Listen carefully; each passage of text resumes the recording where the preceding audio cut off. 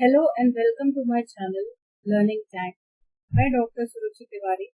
आज आप लोगों के साथ जो टॉपिक डिस्कस करने जा रही हूँ वो टॉपिक है पेलियोजेनेटिक्स। पेलियोजेनेटिक एक ऐसा टॉपिक है जिसके बारे में लास्ट ईयर यूपीएससी एग्जामिनेशन में पूछा गया। पेलियोजेनेटिक्स बेसिकली होता क्या है, आइए जानते हैं। पेलियोजेनेटिक्स is a cutting-edge field that combines genetics and paleontology to understand the history of life. It focuses on studying the DNA of ancient organisms, providing valuable insight into the past. Paleo means ancient and genetics means the study of heredity. जैसा कि हम सब लोग जानते हैं, तो पेलियोजेनेटिक्स एक वो फील्ड है स्टडी की जिसमें कि हम जिसमें कि हम लोग जो फॉसिल्स मिले हैं एंशिएंट टाइम्स के, आर्कियोलॉजिकल टाइम्स के, उनकी जेनेटिक, उनमें से किसी तरह से डीएनए अगर हमें मिल रहा है तो हम डीएनए एक्सट्रैक्ट करके उनके डीएनए को एनालाइज करते हैं using the modern genetic techniques, और उन टेक्निक्स के थ्रू हम कुछ अपनी स्टडी के जो ऑब्जेक्टिव्स होते हैं हम उनको डिराइव करते हैं। तो जब हम पेलियोंटोलॉजी और जेनेटिक्स की टेक्निक्स को कंबाइन कर देते हैं तो we get a new field which is called as paleogenetics, right. Paleogenetics को पेलियोंटोलॉजिस्ट किस तरीके से देखते हैं? Paleontogenetics is the study of ancient DNA. जैसा कि अभी मैंने आपको बताया कि जो फॉसिल्स मिले हैं, मान लीजिए कि ये फॉसिल मिला है केन्या पिथिकस का, केन्या साइड से, तो इसमें से हमें अगर डीएनए, इसमें ऑब्वियसली एंशिएंट डीएनए प्रिजर्व अगर है तो हम उस एंशिएंट डीएनए को किसी तरीके से एक्सट्रैक्ट करेंगे from this archaeological remains such as, इसमें हमें अगर बोन्स यहाँ पे शो हो रही हैं इस पिक्चर में, तो from the bones we will extract the DNA. If from the fossil site हमें अगर टीथ मिला है तो हम उस टीथ से डीएनए को एक्सट्रैक्ट करने की कोशिश करेंगे, या अगर कोई और फॉसिल एविडेंस मिला है, मान लीजिए फिंगर मिली है, डीएनए अगर अवेलेबल है हम एक्सट्रैक्ट कर सकते हैं, तो हम उस एंशिएंट डीएनए को एक्सट्रैक्ट करते हैं इन आर्कियोलॉजिकल रिमेन्स से। तो पहला इम्पोर्टेंट बात क्या है पेलियोजेनेटिक्स में, अगर हमें कंबाइन करना है, अगर हमें उसकी डीएनए एनालिसिस करनी है किसी भी फॉसिल की, तो सबसे इम्पोर्टेंट बात यह है कि हमें ये देखना पड़ेगा कि इस genetic material, is there any genetic material which is preserved in that particular fossil? अगर हमें ये फॉसिल मिला है तो इस फॉसिल में क्या एंशिएंट डीएनए भी प्रिजर्व्ड है? If it is present, only then it can be extracted and only then it can be analyzed, right? Then it also provides insight into the evolutionary history of the species including humans.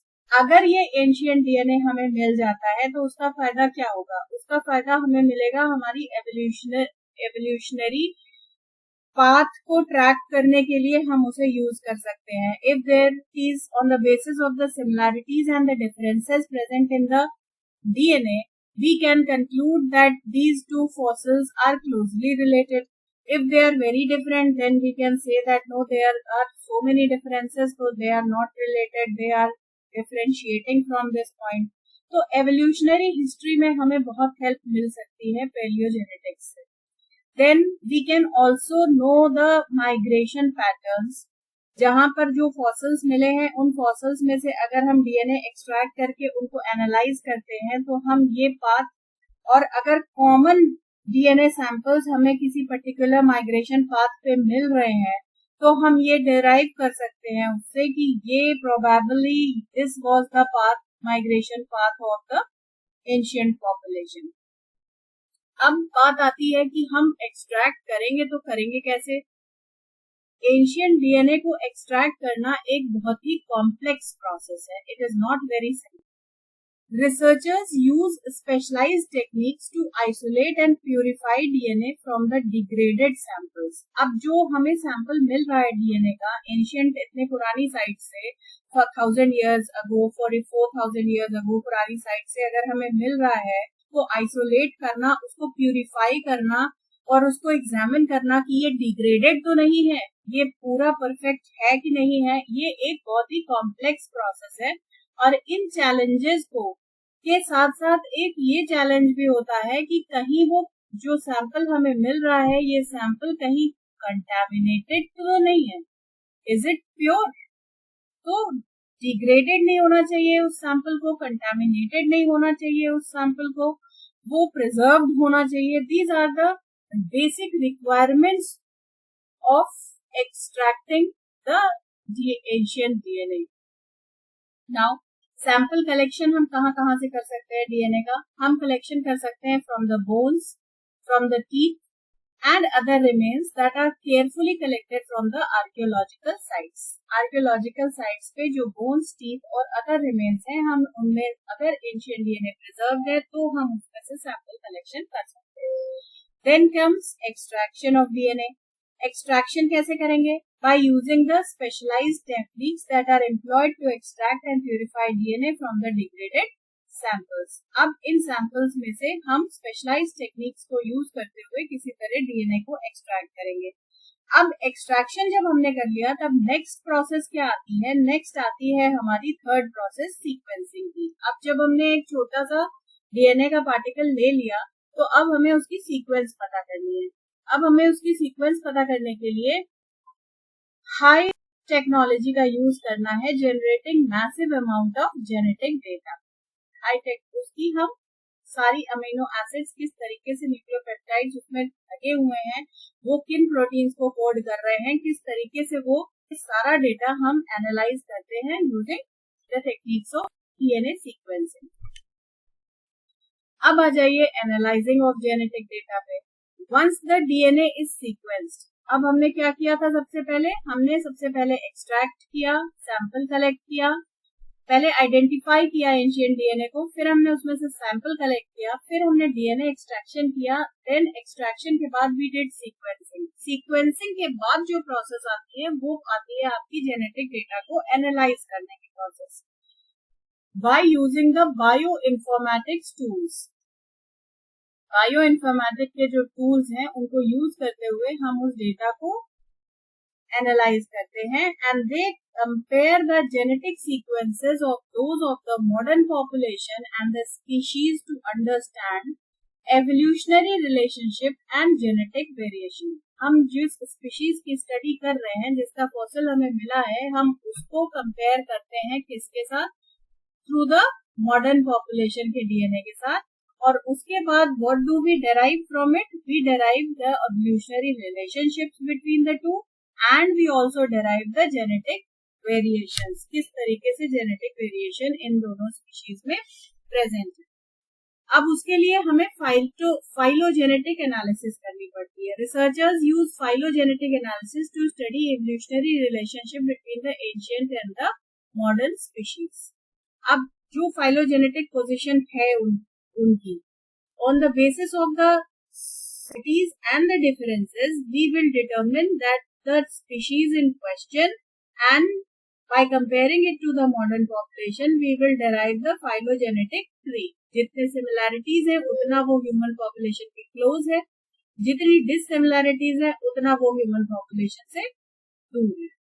अब population genomics, analyzing the genetic variation with the ancient population provides information on their demography, migration patterns and adaptation. Population genomics क्या है?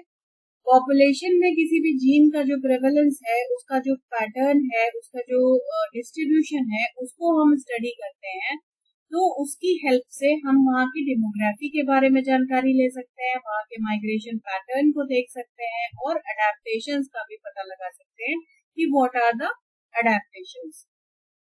Then comes genome wide studies. Researchers can study the entire ancient genome, revealing intricate details of evolutionary history and adaptation. अब हम ancient genomes को, DNA को जब analyse कर लेते हैं पूरी तरह से, तब हम पूरी बहुत बारीकी के साथ एवोल्यूशनरी हिस्ट्री को और उनके अडेप्टेशंस को स्टडी कर सकते हैं on the basis of the genomic studies. Paleogenetic और ह्यूमन एवोल्यूशन से में क्या के को समझने में पेलियोजेनेटिक्स किस तरीके से हेल्पफुल रहा है. Paleogenetics has revolutionalised the understanding of human evolution. Studying the DNA of ancient hominins such as Neanderthal and Denisovans has revealed interbreeding between these groups and modern human. पेलियोजेनेटिक्स में सबसे ज्यादा काम किया है स्वांते पापू ने, जिनको नोबेल प्राइज भी मिला था उनके काम के बेसिस पे. उन्होंने क्या किया, उनको सबसे पहले डेनिसोवान केव्स से एक फिंगर मिली, फॉसिलाइज्ड फिंगर मिली. उस फिंगर से उन्होंने डीएनए को एक्सट्रैक्ट किया, उन्होंने जेनेटिक्स की टेक्निक्स को यूज किया और जो कैरेक्टर्स थे डेनिसोवान केव्स वाले फॉसिल के, it was very close to the modern human but was slightly different too. तो उन्होंने उसका नाम अलग से दिया. उस ग्रुप को उन्होंने कहा कि दिस वाज द डेनिसोवान. ठीक है, डेनिसोवियंस उनको कहा गया. और डेनिसोवियंस की खास बात यह है कि उनमें कुछ हेरिडिटरी मटेरियल जो उनके अंदर है वो कुछ तो निएंडरथल्स का है और कुछ ह्यूमन मॉडर्न ह्यूमंस का है, जिसकी वजह से ये कंक्लूड किया जा सकता है कि the Neanderthals and the modern humans interbred and that interbreeding gave rise to the new species which was called as Denisovians, right? And this analysis was done by Svante Pääbo in his work. Analysis of the Neanderthal DNA has shown that they interbred with the early modern humans. DNA has revealed another ancient hominin group that contributed to the genetic makeup of the modern humans. Paleogenetics helps trace the migration of early human across the globe, shedding light on the origin of different populations. अब इस analysis की वजह से, जो पैलियोजेनेटिक्स की analysis हुई, इसकी वजह से जो ह्यूमन माइग्रेशन का पाथ है उसको भी डिटरमिन किया जा सकता है. Now moving forward, how is paleogenetics and anthropology related? Paleogenetics plays a crucial role in anthropology, providing valuable insight into the past and the relationship between ancient populations. जो पुरानी पॉपुलेशन थी उनमें और जो एशियंट पॉपुलेशंस थी उनके बीच का जो रिलेशन है वो स्टैब्लिश करने के लिए paleogenetics is a very important tool. Paleogenetics helps trace the ancestry of ancient populations and understand their relation to the modern human population. जैसे कि अभी हम लोगों को स्टडी में पता चला कि जो यूरोपियन पॉपुलेशन है वो शेयर करती है 1 to 2% of the Neanderthal DNA. ये जो फाइंडिंग है, this finding is also based on the palaeogenetics field. This research was also done by Svante Pääbo in his. This finding was also given by Svante Pääbo in his research. Then migration patterns can also be analyzed using ancient DNA and migration paths can be elaborated. Then we also can do establish linguistic connections. Genetic data can sometimes be correlated with linguistic patterns, providing insight into the origin and evolution of languages. तो हम जो genetic data हमारे पास आता है ancient DNA से, जो हम derive करते हैं, उसको जो एनालाइज करते हैं, उसकी वजह से जो फाइंडिंग्स आती हैं, उन फाइंडिंग्स को हम कहीं ना कहीं origin of man, origin and evolution of languages से भी कोरिलेट कर सकते हैं. So it is a very useful field. Future directions क्या हैं पेलियोजेनेटिक रिसर्च के? Paleogenetics is the field that is continuously advancing. The new technologies and research approaches promise to deepen our understanding of the past. हम उसकी वजह से ancient genomes को analyse कर पाते हैं, सीक्वेंस कर पाते हैं, and we it provides a richer understanding of the evolutionary history. हम एशियंट एनवायरनमेंट को समझ सकते हैं with the help of the study of the ancient DNA, क्योंकि वहां का जो सैंपल्स है such as sediments will shed the light on the past ecosystem and the climate. Past का इकोसिस्टम कैसा था वो भी हमें इंसाइट मिल सकती है, इस रिसर्च के थ्रू हम जान सकते हैं। So it is helpful in studying ancient environments. Then comes ancient diseases. Ancient diseases में जब हम एनालाइज करते हैं डीएनए को तो हमें ये भी पता चलता है कि उस टाइम पे डिजीजेस किस तरीके की थी और ह्यूमंस के अंदर कौन से ऐसे जीन थे जो डिजीजेस के साथ फाइट कर सकते थे, कौन से ऐसे जीन्स थे जो जिन डिजीजेस से हम फाइट नहीं कर सकते थे। जैसे कि निएंडरथल के जो डीएनए है उसकी जो एनालिसिस है उसके हिसाब से वी कैन से कि जो निएंडरथल्स थे वो टाइप 2 डायबिटीज से नहीं फाइट कर पाए। Neanderthal DNA was emerged as a major disadvantage during the corona pandemic. जो कोविड-19 का पैंडेमिक था उसमें भी we realized these studies have revealed कि जिनमें निएंडरथल डीएनए के एलिमेंट्स प्रेजेंट थे वो कोविड-19 से अच्छे से फाइट नहीं कर पा रहे थे। So these are the insights which we derive from the paleogenetic field, and these are the directions also in which a lot of the work has to be done.